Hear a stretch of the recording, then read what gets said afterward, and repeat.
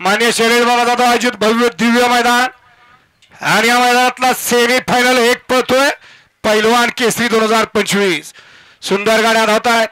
कोण होणार पहिला बैलगाडी मालक फायनलला पात्र.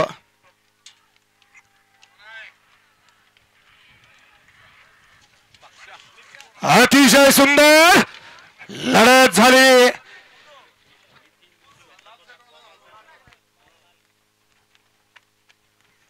सेमी फायनल एकचा निकाल.